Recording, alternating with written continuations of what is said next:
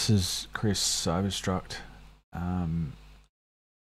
I had a query, this was years and years back, asking about how I do some of the kick drums on some of my heavier tracks, some of the stuff that I released on Dark Descent.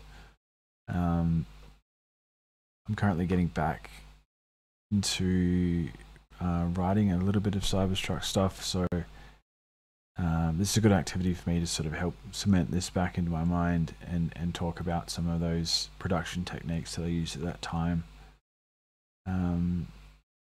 So yeah, I'm gonna jump into it. Hopefully, if you like down-tempo doomcore, heavy sort of stuff, you might get something out of it. I'm gonna start off. So there's a few different things you can use to create the initial kick. You could use Serum. I think the actual kicks that I made then were using Microtonic, which is also a good option. I think I'm enjoying Serum for this at the moment because it gives you a little bit more control over the pitch envelopes and the length and things like that, that aren't so easy to do in Microtonic. So we definitely would want a sine wave for this. We want to start out with quite a clean sound because a lot of the heaviness in this kick drum comes from distortion, and in particular reverb distortion. So we need to drop this down quite low. The kicks that I use are on a G note.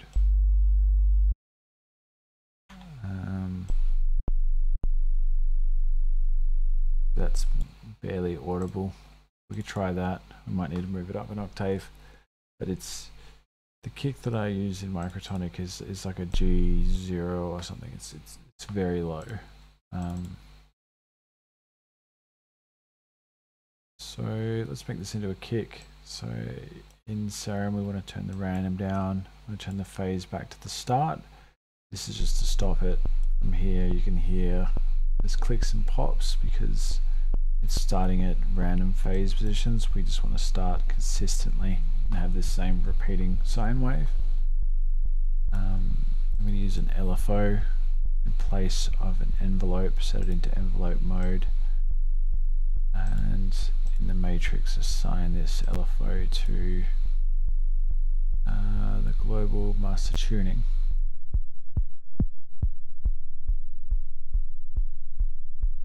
Yes, this seems a bit maybe too low for me. I'm just going to move it up.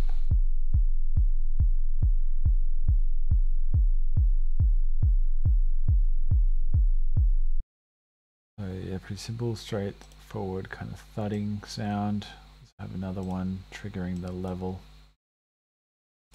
rather than using the envelope to shape it. I kind of like doing it this way. It's a thud. Another LFO, and also send this one to the master tuning. Make this one quite short.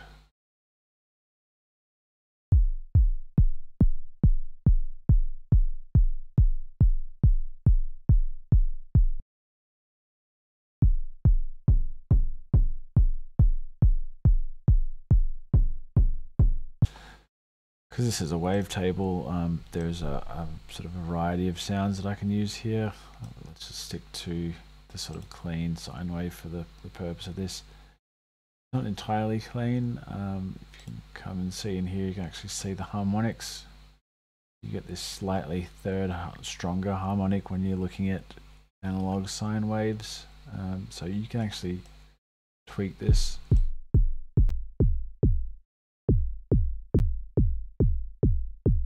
Here you get this sort of thicker kind of harmonic structure there. Anyway, for the point of this, let's just keep it there like that.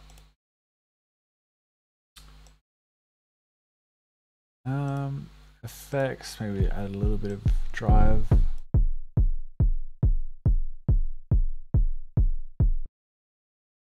And we can add a little bit of modulated EQ.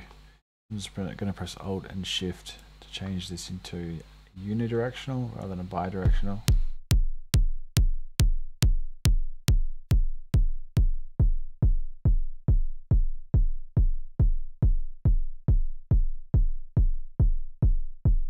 You just hear that gives a tiny little bit more thump.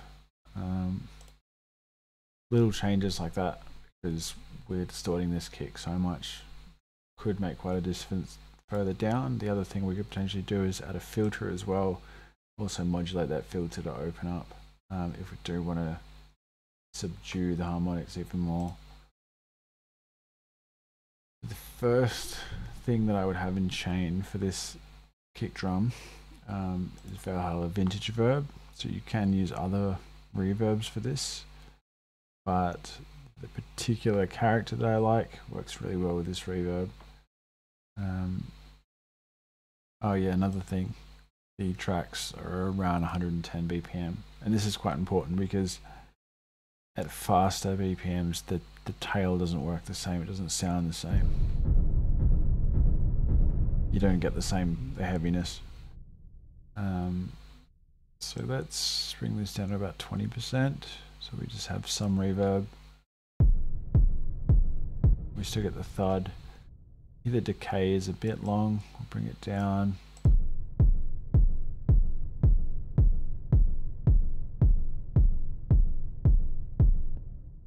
Sort of here there's a bit of a groove happening with the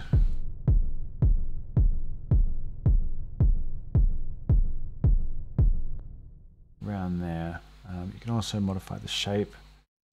I wouldn't really mess too much with the other controls. You can turn the modulation off, but I kind of like a little bit of modulation in the kick drums, kind of makes it feel a little bit more alive, so modulating the reverb. You can also play around with the attack and things like that. The bass multiplier, but there's probably something I would come back to after doing some distortion, after doing some more effects, because you can really hear how it alters the sound. Next up, a bit of EQ, so around that 200 hertz point, you can see the kind of kickers. It's got a kind of meaty, muddy thud around there. A lot of people really cut this out of their kick drums. I tend to do the opposite, but just be careful with it, I suppose.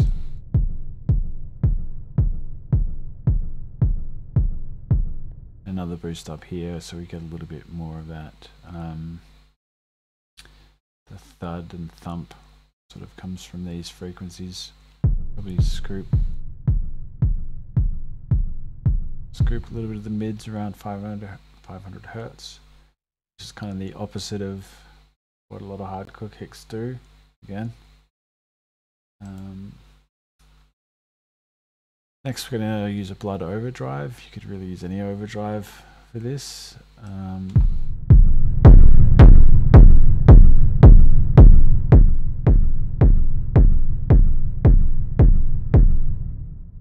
Here it's getting a little bit more aggressive.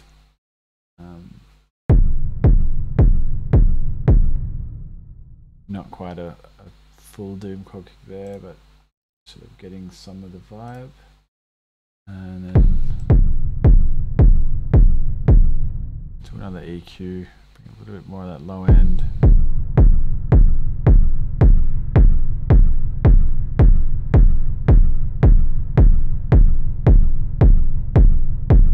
Bring that top end back. This range here seems to be particularly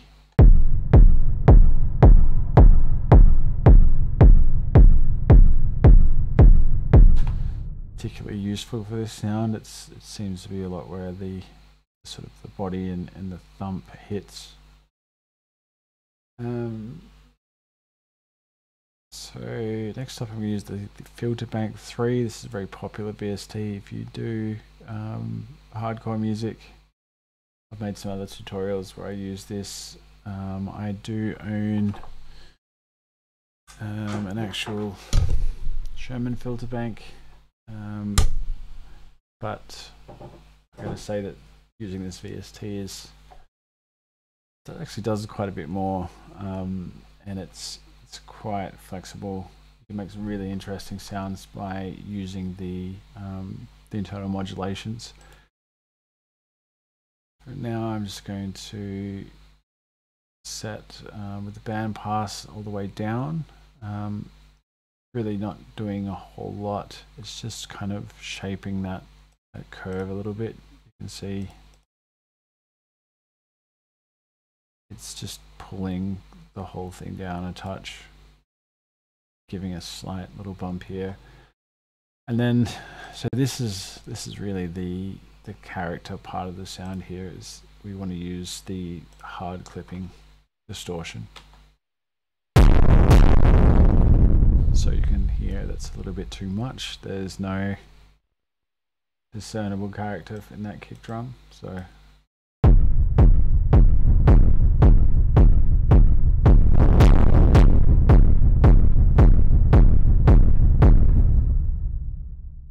we're starting to get there. EQ again.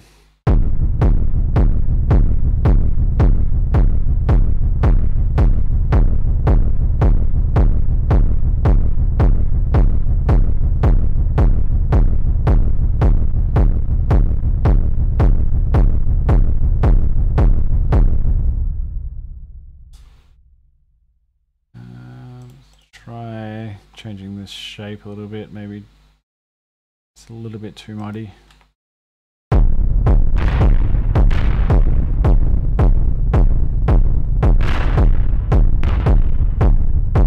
Just moving this knob creates some really cool industrial sounds.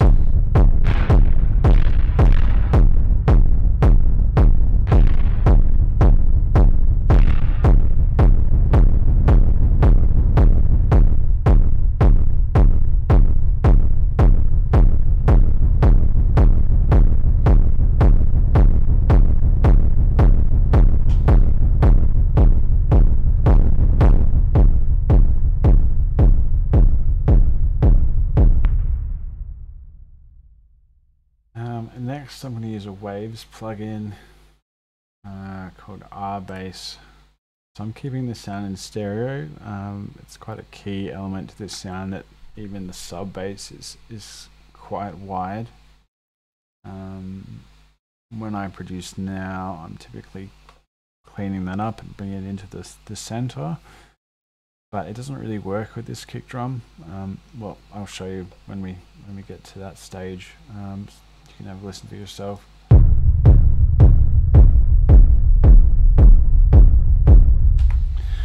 So this is pretty key to the character of this sound.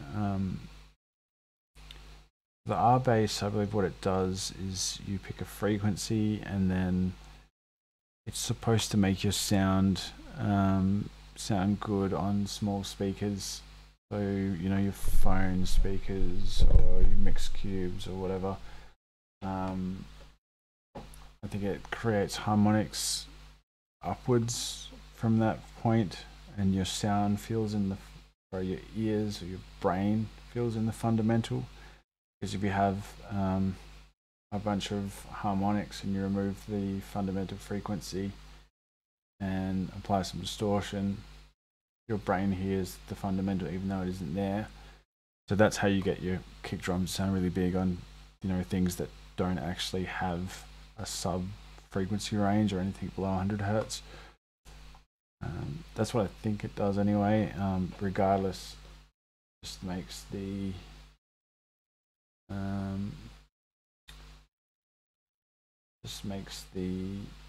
kick sound really huge. So let's have a look at the frequency range.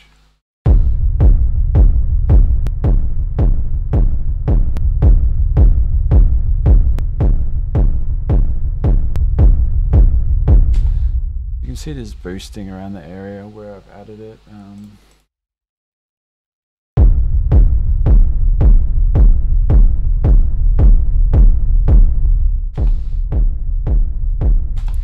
Another thing this does is it actually gives a little bit of nice saturation.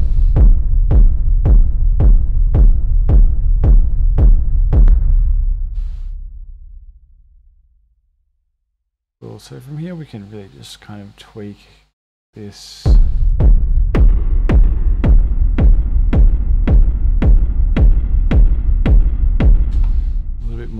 pitch, a little bit more aggressive.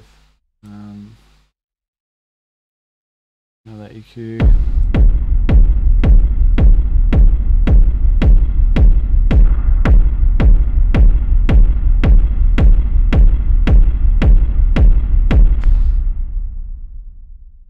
A bit more top end, sounds quite nice there. We're clipping now.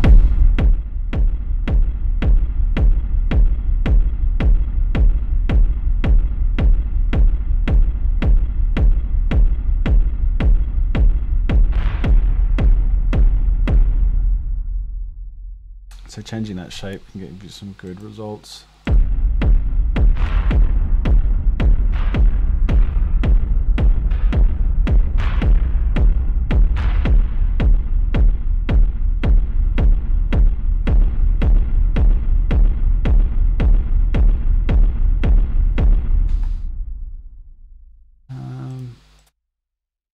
So it's sort of getting in the ballpark, I suppose.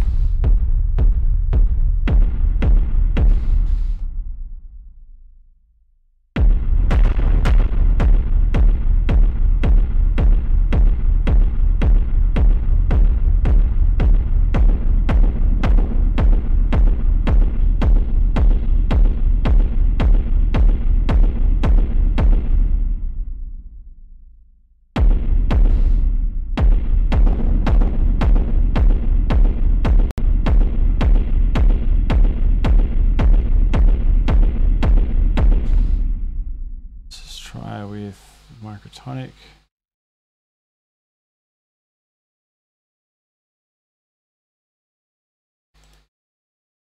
So I've got a preset I saved for We Carry the Burden.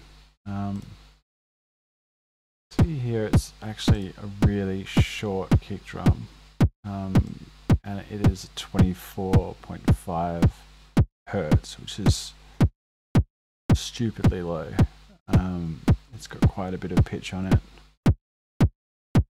Really just a sort of an impacting thud with a bit of distortion, and a little bit of EQ around the 125 hertz range.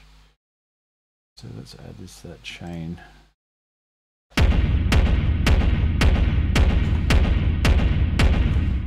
Okay, so you can hear straight away this is more along the lines of the sound. Let's see if we can recreate this.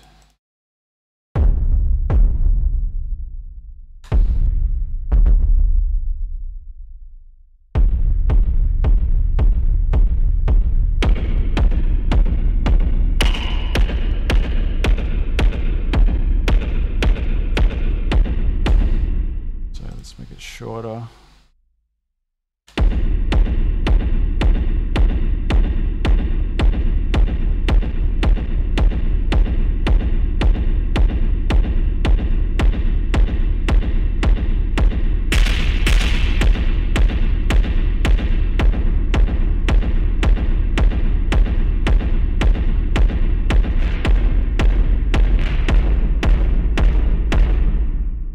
Quite like that.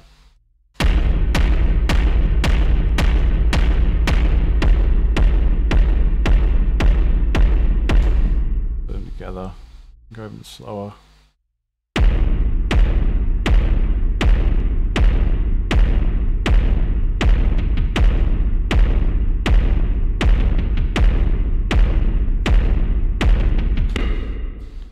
Cool.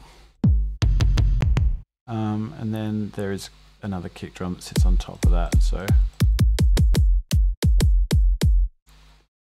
take any kick that's got a bit of a nice punch to it.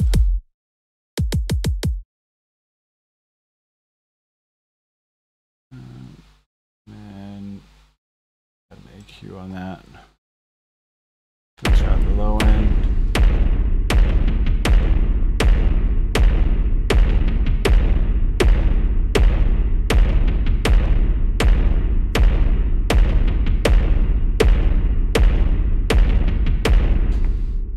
Solo that. Let's again go for the filter bank, and we'll set this one to be a band pass. We just want that.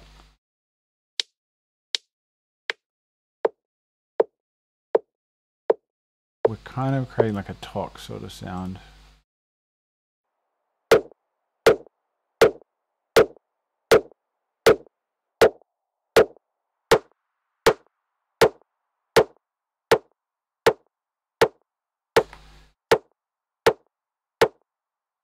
Yeah.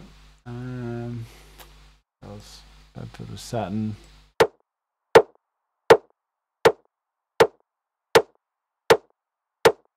Listen with the other kick.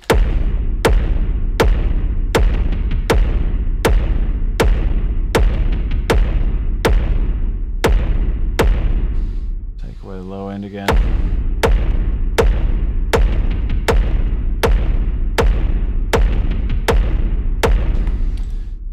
Okay, so I'll go back to the burden kick. And just add another Pro Q3. So I'll show you what I mean about the stereo image. I'll load up a imager. I can't find it. Yeah. It'd be in my visual list. But anyway,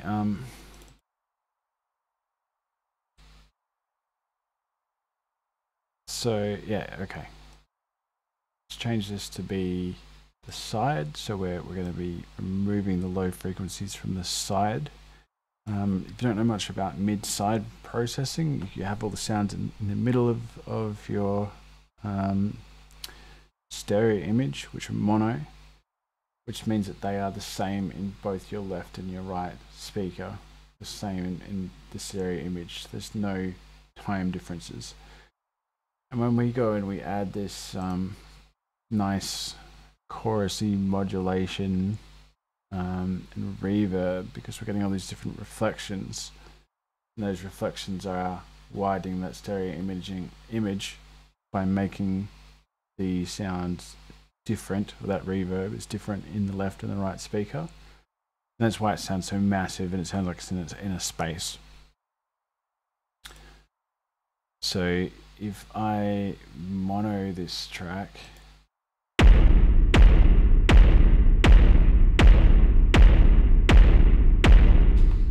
actually not too bad.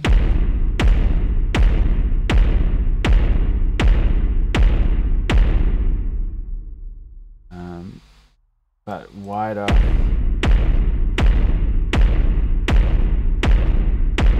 It sounds huge, so I'll just bring it in a touch. And then in the sides, I'll just take some of the sub out.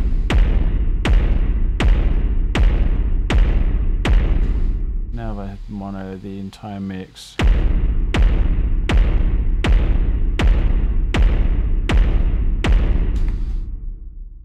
Yeah, cool. Okay, that's not so bad.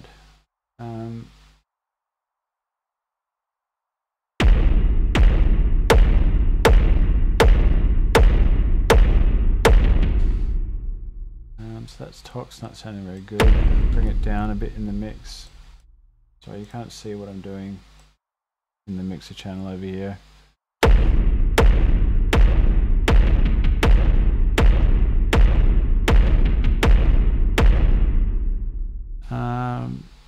Yeah, so you would do a bit more tweaking of this kick, just trying to get it to really sort of sit against that other kick drum, and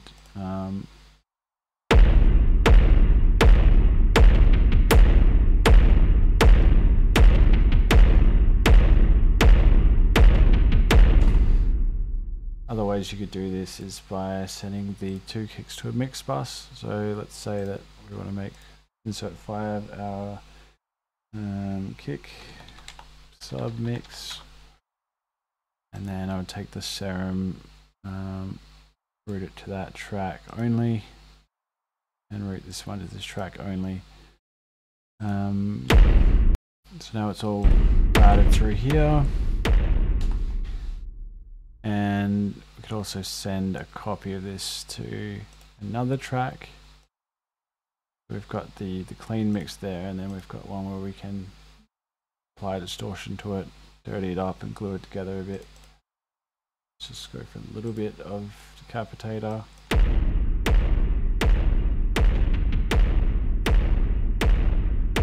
That's muted.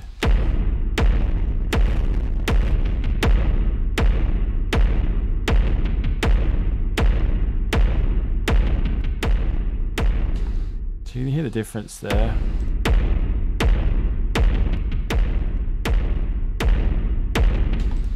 I'd even send this to another one and then just say we want this one to be like super compressed. So you can hear there the one thing I really like about Filter Bank is it actually adds a bit of noise like an analog piece of equipment would. So you can hear when I super compress that, I'm picking up all that noise. So there are ways around that. You can have a limiter with a gate. And just bring it up to the threshold, which is really low. So it shouldn't really have any impact on your sound because that noise is so low. But when you put the compressor afterwards, now you can't hear anything. But if I turn the limiter off, you get that. It becomes super loud. Anyway.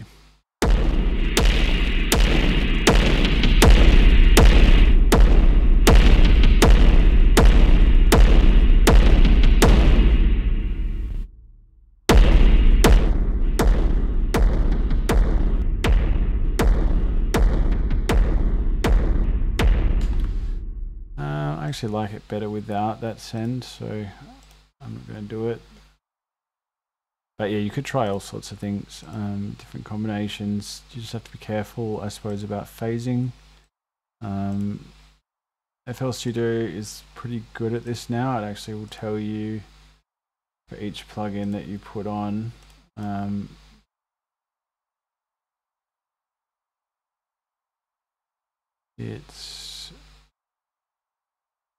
So this says it has no latency, which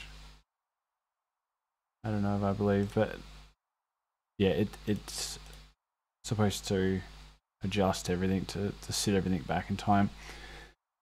But if you do go using effects that can change the phase, which EQ can, a whole bunch of other things can, and then you're using these things, then you might find that you have some issues where it actually gets less heavy. If you lose the bass when you start doing these kind of things, it means you either can try and flip the phase for that particular thing and see if it makes it better, or you may need to do other things like resampling and actually shifting things around.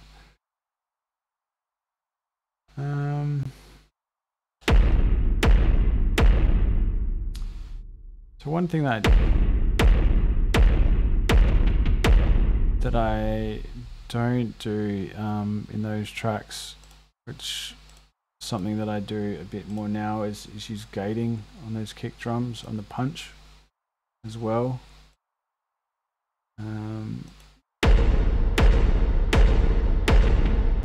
just love reverb on hard kicks. It just really puts them in a cavernous space. But at the same time, you know, it's a little bit too cavernous there, so we want to put a limiter.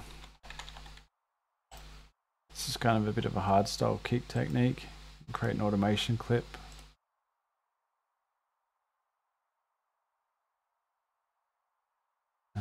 Let's just slice this into one beat. Let's put us back to 110.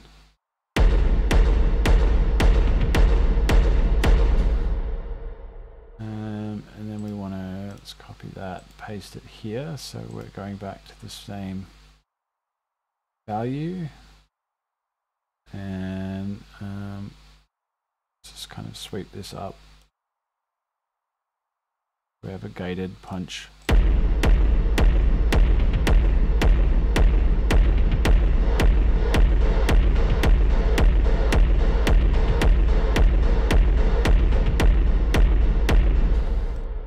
And remove the low end from that.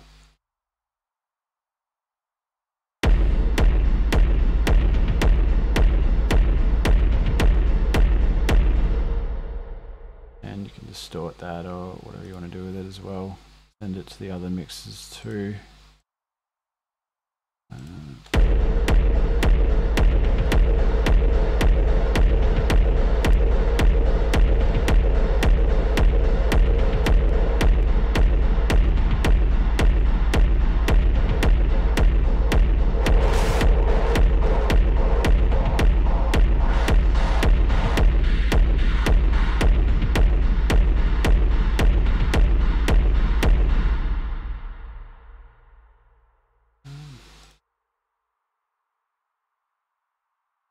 I think the kick sounded better slower actually.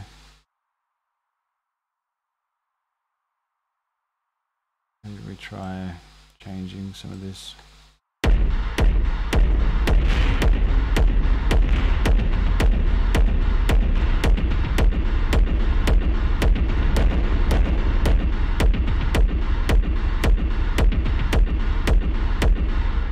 going to take this out of this mix.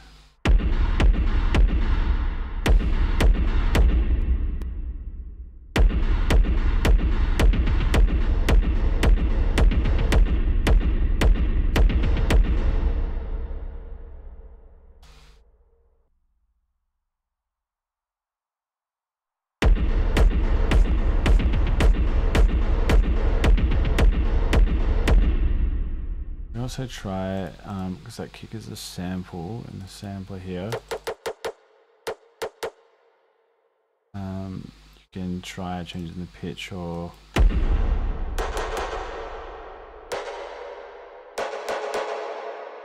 using pogo, which will put like kind of a pitch envelope on it.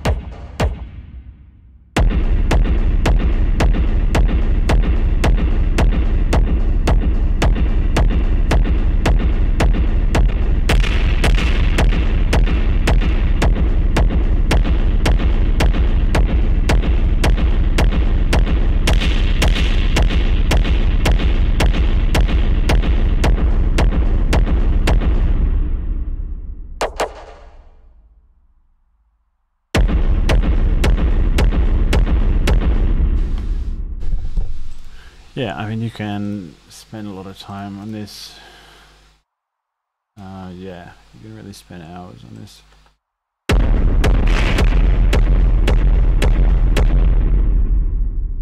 But this is the technique I used anyway. It's really about using a very low kick drum, quite short and punchy, and then you're using the reverb, which really gives it the body.